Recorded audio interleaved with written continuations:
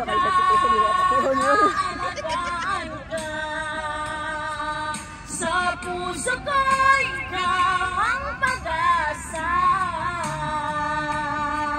sa ating mundo'y